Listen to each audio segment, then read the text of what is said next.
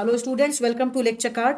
We are again, we are back again. What is we are again? ये तो वही वाली बात हो गई। ये तो वही वाली बात हो गई। Hello channel, welcome to my guys. वही वाली बात हो गई। ऐसा होता है, हंसो मत ज्यादा। चलो, lesson number 7 is about trademarks. Again क्योंकि अच्छा पैटेंट लॉज थोड़े लेंदी हैं, ज्यादा रूल्स हैं, ज्यादा उसमें अमेंडमेंट्स हुए हैं, इसलिए वो 3 चैप्टर्स में डिवाइडेड है।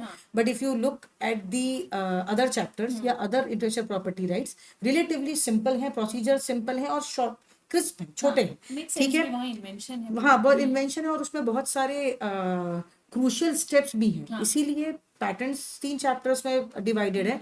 But as far as TM, geographical indications and other IPR categories of IPR are concern, वो छोटे हैं, एक एक चैप्टर्स में ही कवर्ड है। तो ट्रेडमार्क का है लेसन नंबर 7, जहां पे हम इसके हिस्टोरिकल पर्सपेक्टिव, मतलब क्यों हमने ट्रेड टीएम को टीएम की तरह देखा, क्यों हम टीएम देखते हैं, क्यों हम टीएम रिजर्व करते हैं, ये पूरा हिस्टोरिकल पर्सपेक्टिव आपको यहाँ मिलेगा और जो बहुत अच्छा दिया हुआ है। मतलब अब ये हिस्टोरिकल पर्सपेक्टिव ऐसे है कि फिलोसफी जिनको पसंद है, जिनको पढ़ना पसंद है, वो इसको देख सकते हैं। बाकी लोग अगर इंटरेस्ट न भी लें तो चलेगा, बट आपको सिर्फ पता होना चाहिए कि हिस्टोरिकल पर्सपेक्टिव दिया यहाँ है from exam point of view. फिर है हार्मोनाइजेशन। मैंने फर्स्ट लेक्चर में भी इसके बारे में बात करी। हार्मोनाइजेशन मतलब स्टैंडर्डाइजेशन, कि हमको एक क्लासेस में कैसे डिवाइड किया गया, क्योंकि जब आप ट्रेडमार्क सर्च भी करते हो तो you need to select a particular class. किस क्लास में आपका आईपीआर फॉल होने वाला है, पर्टिकुलरली टीएम।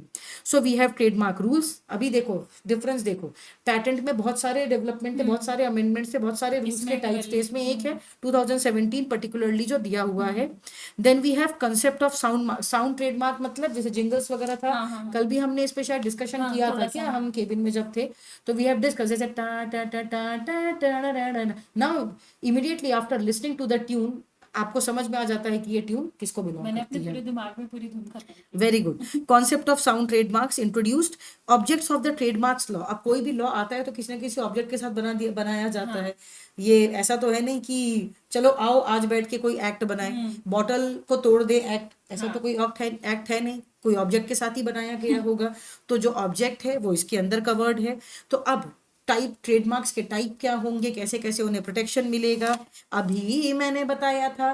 टीएम में रजिस्ट्रार होंगे, वहां पे कौन होंगे, कंट्रोलर होंगे पैटेंट्स के अंदर। तो आपको प्लीज ये चीज का ध्यान देना है। Single register of trademark, registration of trademark, trademark का सर्च कैसे होता है, जॉइंट एप्लीकेशन, टीएम को क्लेम करने वाले एक से ज्यादा एप्लीकेंट्स भी हो सकते हैं, तो जॉइंट एप्लीकेशन के क्या नियम कानून है। Review of the by the trademarks office, preliminary approval. अब वहां पे ये चीजें कैसी आ जाती है, प्रोविजनल स्पेसिफिकेशन, कंप्लीट स्पेसिफिकेशन, यहाँ पे आप उसे क्या कहते हैं, preliminary approval and publication. Show cause hearing होता है, आपके एप्लीकेशन का रिजेक्शन भी हो सकता है। रजिस्ट्रेशन होगा तो उसके रिक्विसाइट्स मतलब बेस, प्री कंडीशंस क्या क्या होंगे, अगर लिखना है तो लिख सकते हो। बहुत ही सुंदर हैंडराइटिंग में लिखा है, वाओ, शाबाशी दो, very good. Capable of distinguishing the goods और सर्विसेज, ड्यूरेशन एंड रिन्यूअल और क्या होगा, ट्रेडमार्क अगर रजिस्ट्रेशन आपने कराया भी है कितने समय के लिए आपको मिला है। आइडियली लॉ क्या कहता है, आपने कुछ अगर इन्फ्रिंजमेंट किया है तो क्या केसेस होंगे। देखो जैसे ही हम ये कहते हैं इन्फ्रिंजेंट, अपने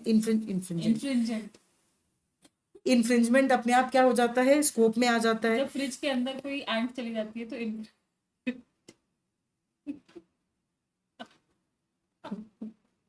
आई एम वेरी सॉरी, बहुत सारे एग्जाम्स हो गए। आई एम वेरी सॉरी, आपको याद सुनना पड़ा। कट कट भी नहीं लग सकता, वी हैव इतना लेस टाइम और कल आपका पेपर है तो ये कट भी नहीं लगा सकते। तो व्हाट आर दी अपोजिशन के ग्राउंड्स एंड क्यों ऐसा होता है कि आपके ट्रेडमार्क को अपोज किया जा सकता है, और कौन कौन से राइट्स आपको रजिस्ट्रेशन के कारण कन्फर किए जाते हैं, इस पे से क्वेश्चंस पहले भी देखे गए हैं। प्लीज हाईलाइट दिस पॉइंट कि रजिस्ट्रेशन मिलने से आपको क्या बेनिफिट्स होते हैं, और अगर उनका इन्फ्रिंजमेंट होता है तो क्या आपको राइट्स मिलते हैं। ये सब कुछ आपको इस चैप्टर में एक साथ मिलता है। उसके साथ साथ फिर हमारा एक इंपॉर्टेंट पार्ट आ चुका है, केस लॉज। प्लीज इसको अभी से मार्क करके रख लो, बात के लिए मत ठहरना। स्टिकी नोट लगा लो, ये देखो ये स्टिकी नोट है, इसे अपनी बुक्स में लगा लो अभी के अभी। जयकांत शिकरे। फिर असाइनमेंट एंड ट्रांसमिशन, उसके रिलेशन में क्या क्या लॉज हैं, क्या क्या रूल्स हैं, वो सब आपको इस पर्टिकुलर एरिया में कवर होगा। Then we have registered users, collective marks, certification, trademarks. अभी वही बात है, ये इतना प्यारा कॉन्सेप्ट है, मैंने अपनी मेन क्लास में तो पढ़ाया है, बट कुछ जिन बच्चों ने क्लासेस ली हैं उनने पढ़ा होगा, आई डोंट नो, बट ये बहुत इंटरेस्टिंग कॉन्सेप्ट है। प्लीज इसे, छोटा कॉन्सेप्ट है, देखो एक ही पन्ने में कवर हो रहा है, छोटा सा कॉन्सेप्ट है बट इम्पोर्टेंट है, तो प्लीज पढ़ लो। तुम भी मेरे साथ साथ इसको ओपन करते चलो।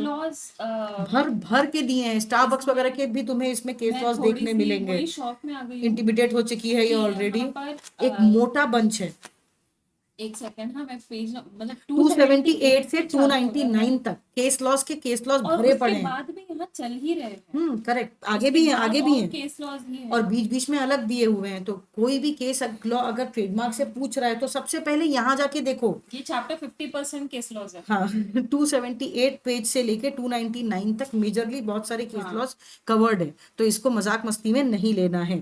फिर ऑफेंसेस, पेनल्टीज हैं, अगर ऑफेंसेस होंगे, पेनल्टी होंगी, तो कुछ रिलीफ्स भी मिलेंगे। हाँ। ट्रेडमार्क के इन्वेंशन, वाह शाबाश, ट्रेडमार्क के infringement and passing of action compared, ये मुझे बहुत इंपॉर्टेंट लगता है, ठीक है। प्लीज इसको मार्क करके जाना। ठीक है, तेजा मैं हूँ, मार्क इधर है। फिर अभी जैसे अगर आपने इंटरनेशनल कन्वेंशंस वाला चैप्टर देखा था, वहां पे भी हमने मैड्रिड एग्रीमेंट के बारे में बात करी होगी, मेन लेक्चर में तो बात करी है, अभी शायद अभी हमने इस वाले जो वीडियोस हैं इनमें बात नहीं करी है, पर मैड्रिड एग्रीमेंट एक बहुत इंपॉर्टेंट लैंडमार्क एग्रीमेंट साइन किया गया था, तो प्लीज इस पे थोड़ा पढ़ लेना। ठीक है, ये मेरा पर्सनल सजेशन है। मेरे साथ साथ वीडियो के साथ साथ अपनी बुक्स पलटते चलो, खाली मुंह नहीं देखना है। इसके अंतर्गत क्या क्या सिस्टम्स थे, साइबर स्पॉटिंग करके भी एक कॉन्सेप्ट आता है, प्लीज उसको देख लेना। उस पे से बहुत ज्यादा मुझे ऐसा लग रहा है क्वेश्चन पूछा जाएगा। यस, मेरा चश्मा यहीं अटक गया। ठीक है, डोमेन के नेम्स क्या होते हैं, मैड्रिड सिस्टम के एडवांटेजेस क्या थे, ये सब कुछ जो अभी इसके अंदर चल रहा है, ये मैड्रिड सिस्टम अग्रीमेंट के अंदर चल रहा है। प्लीज फर्क करना ट्रेडमार्क के नॉर्मल अपने ट्रेडमार्क एक्ट के अंदर क्या, मैड्रिड अग्रीमेंट के अंदर क्या। तो प्लीज इसकी खिचड़ी मत बना देना कि इसका प्रोसीजर यहाँ लिख दिया, इसका प्रोसीजर यहाँ कर दिया। थोड़ा सा इस पे ध्यान देना। देन वी हैव WIPO और उसके अंतर्गत के जो भी डोमेन नेम्स वगैरह के सिस्टम्स रहे, और यहाँ पे आपका चैप्टर खत्म होता है। ठीक है, तो ये वाले चैप्टर में हमने पर्टिकुलरली पूरा ट्रेडमार्क कवर किया है। ठीक है, कि क्या इंडेक्स आपने पूरा कवर किया है, तो प्लीज ध्यान रखना, हार्मोनाइजेशन से चालू हुआ और WIPO तक गया है। ठीक है, बीच में हमने मैड्रिड एग्रीमेंट भी पढ़ा है, तो प्लीज इसको हल्के में नहीं लेना। This is an important chapter, single chapter सब कुछ कवर कर रहा है, एंड TM भी फेवरेट टॉपिक है ICSI का। ठीक, अगेन बोलो मेरे साथ, दैट्स ऑल फॉर टुडे, और फिर थोड़ी देर में हम फिर मिल जाएंगे।